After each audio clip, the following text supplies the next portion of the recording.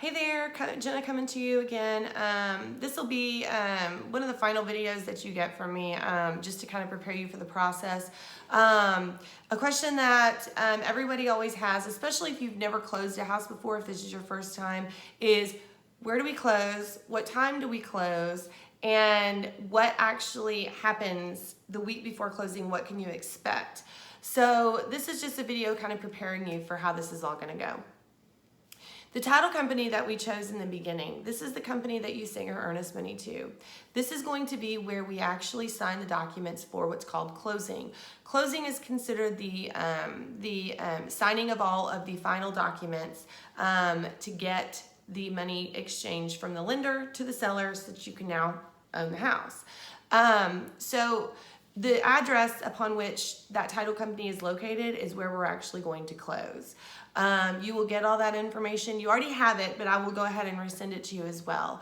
As far as the time that we close on that day, all title companies work a little bit differently. Some of them will allow you to kind of tentatively set up a time pretty far in advance for closing. So let's say that morning works best for your schedule and that you don't want to have to take off the entire day for that closing, the event of closing. So you'd rather go ahead and get scheduled in the morning. Pretty early on, we can go ahead and try to get that time set up and kind of get on the schedule so that you have an idea. The reason we don't do it too far in advance is because, like I've said a couple of times before, anything can happen with that closing time, and we're not the only ones that these title companies are trying to do this for. So once you start kind of putting a bunch of people on the schedule too far in advance, it becomes more difficult to actually change that time and rearrange other people. So usually the time that we decided that we will decide will be about 2 weeks, maybe a week ahead of time.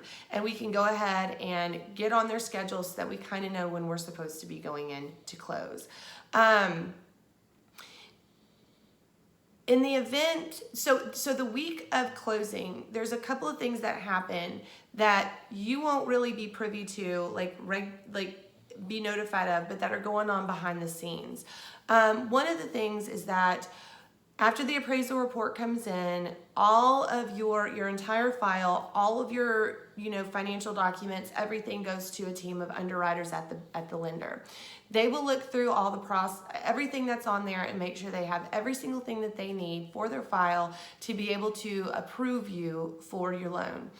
This usually takes about 24 to 72 hours. It just depends on your situation. It's pretty straightforward. If you and your spouse or you by yourself have a job where you make the same amount of money all the time, you're employed, it's pretty straightforward. That process could take a little bit less. If you're self-employed, you have a lot of different financial documentation, that process could take a little bit longer. So it just depends. Once the process gets done with the underwriter, we then get cleared to close. Once we hear the words cleared to close, that means that the lender has said, you are all set, we're ready to go. And once we hear that, we are done, we are ready to go. We know that we're going to close on that day, like we have real set in stone that this is actually going to happen.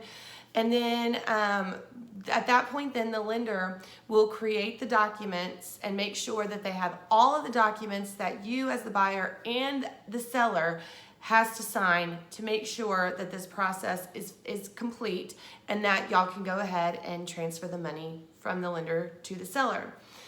These documents are sent to the title company, and the title company then organizes them, makes sure that they have everything that they need, and they can go ahead and move forward with closing. Usually this process doesn't take very long. Occasionally, if there's something that is preventing the documents from getting created, and there's any number of things that could happen during this time, the documents might not be sent over to title in a timely manner. And so the documents could prevent us from being able to close on time or at the time that we originally decided. Let's say that there's something that prevents the documents from getting done and the title company doesn't get them or will not get them until the day of closing. This is not an ideal situation, but let's say that we've opted to close at 9 a.m. in the morning, but the title company doesn't even get the docs until 8 o'clock in the morning. that does not give them enough time to make sure that everything is organized and they have the file complete. So there might be a chance that we have to delay our closing time to the afternoon. But as the process goes on, we'll be able to know exactly how this is all going to work. Along with those documents is what's called your final settlement statement, which basically tells you all of the numbers for your closing costs and what you're going to actually have to bring to closing with you on that day. This is your final cash to close number. This amount of money is going to be the most that you're going to spend out of your pocket during the entire process. For that reason, the title company will not take a personal check for this amount. This has to actually be either a cashier's check or it has to be a wire to the title company directly. They want to make sure that this amount is cleared from your bank before they will release any funds from the lender. So with a personal check, obviously we know those can be forged. There might not be any money in there. It comes back, it's bounced.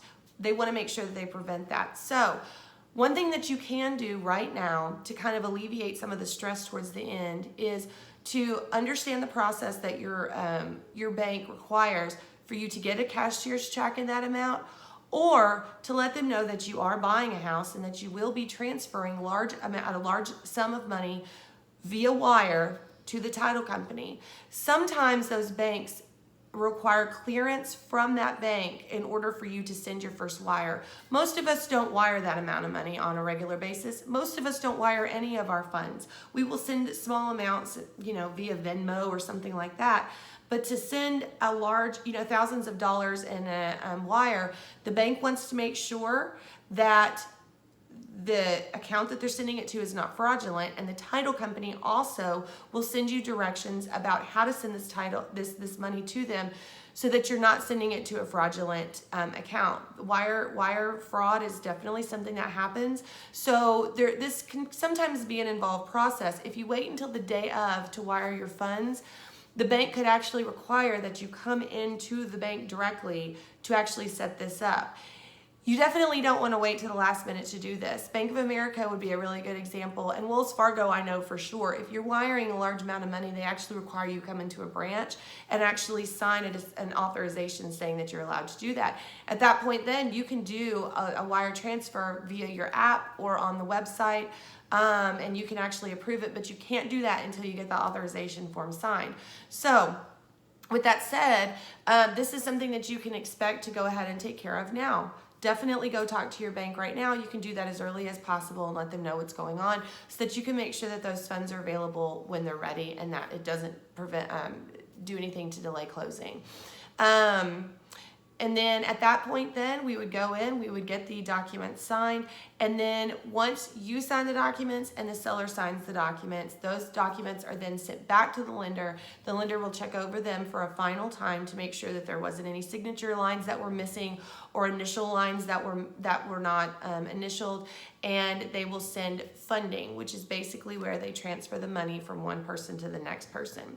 You will have access to that property, and that house will officially be yours when funding takes place. So even though we might sign the papers on one day, if something prevents the money from going into the next day, then you technically have possession of that house the next day, which is another reason why in a previous video we talked about when you start ordering furniture. So even if we know that we are signing the documents on the 5th of the month, the funds might not get there until the 6th of the month.